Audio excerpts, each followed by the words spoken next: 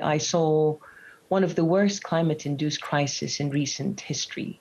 I saw mass displacement, which is one of the main ways people cope in droughts.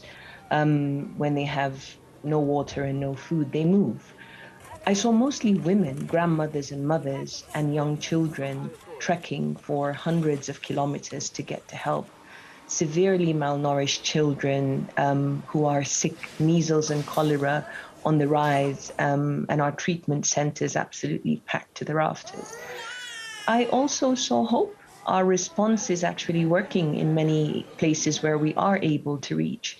And it's simply not enough, Yvonne. We are not able to reach all the children. We're only a third funded for what we need to reach all of those affected by the drought.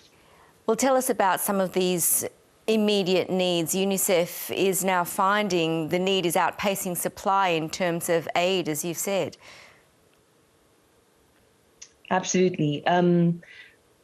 What UNICEF is really good at is our ability to reach those in need in crisis as well as in development. And I'll tell you a little about both. In crisis, it's about water, getting water to those displaced, getting water to those affected by the drought. It's a water crisis fundamentally.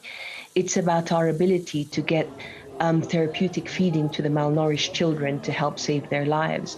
It's about treating cholera and measles. It's about getting the education and the schools to continue running in these displaced camps so children aren't even more disrupted and vulnerable, and extending our protection to those children who are even more vulnerable when they're displaced from their homes. And Rania, speaking to those mothers and women and children that you saw in those camps, it must have been really difficult for you.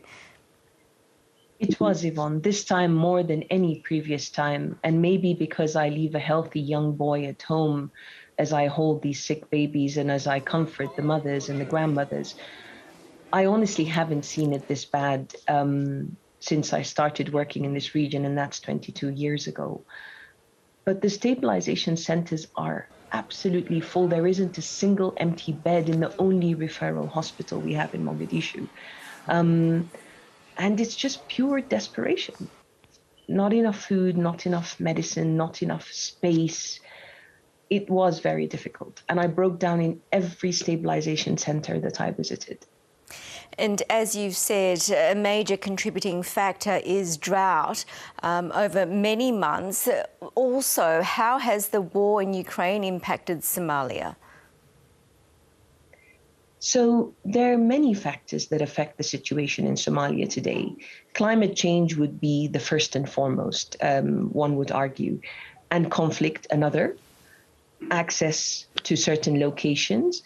But what the war in Ukraine did is it did three things. It diverted visibility of the global arena. It also diverted resources, and it fundamentally hiked prices of food and fuel. And the combination of all these factors is quite catastrophic for Somalia and the effects of the drought. At what point do you think it will be declared a famine in Somalia, and what difference might this make to the help that's being provided? I don't think the question is when we will declare famine or if we declare famine. The question is, why do we have 1.7 million children hungry in 2022? Why? Why is it morally and ethically okay for children to be this hungry and this sick and to die because of hunger and lack of access to resources and to food and to water?